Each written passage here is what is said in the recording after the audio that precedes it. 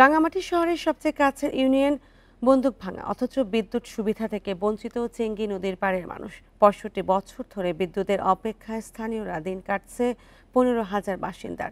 নতুন প্রকল্পে অগ্রাধিকার ভিত্তিতে বিদ্যুৎ সরবরাহের আশ্বাস দিয়েছে বিদ্যুৎ বিভাগ।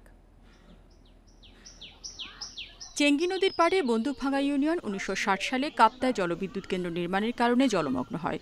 শহর থেকে বিচ্ছিন্ন হয়ে পড়ে ইউনিয়নটি। এরপর ৬৫ বছর পার হয়ে গেলেও শহরের সবচেয়ে কাছের ইউনিয়ন হওয়া সত্ত্বেও বিদ্যুৎ পৌঁছায়নি এখানে। স্থানীয়রা বলছেন, কৃষিতে ব্যাপক সম্ভাবনা থাকলেও বিদ্যুৎ না থাকায় গড়ে ওঠেনি সেচ ব্যবস্থা।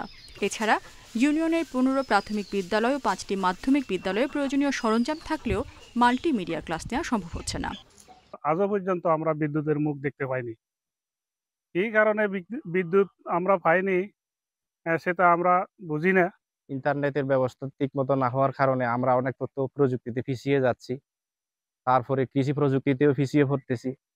আমরা তো যদি বিদ্যুৎ পেতাম, আমাদের লেখাপড়া শিক্ষার ব্যবস্থা হয়ে অনেক আমরা সুযোগ সুবিধা পেতাম।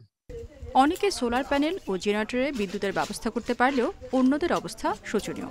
জনপ্রতিনিধিরা বলছেন, বিগত সরকার ৩টি পার্বত্য জেলায় কোটি টাকার বিদ্যুৎ সম্প্রসারণ প্রকল্প বাস্তবায়ন করলেও কোনো সুবিধা পাননি এই ইউনিয়নের মানুষ।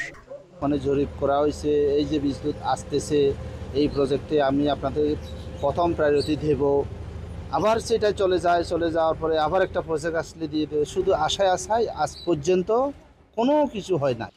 নতুন প্রকল্পে অগ্রাধিকার ভিত্তিতে বিদ্যুৎ সরবরাহের আশ্বাস বিদ্যুৎ বিভাগের কর্মকর্তাদের। আগামী ১ বছরের মধ্যে প্রকল্পটি চালু হবে। প্রকল্পটি অলরেডি ডিপিপি অনুমোদনের প্রক্রিয়া রয়েছে।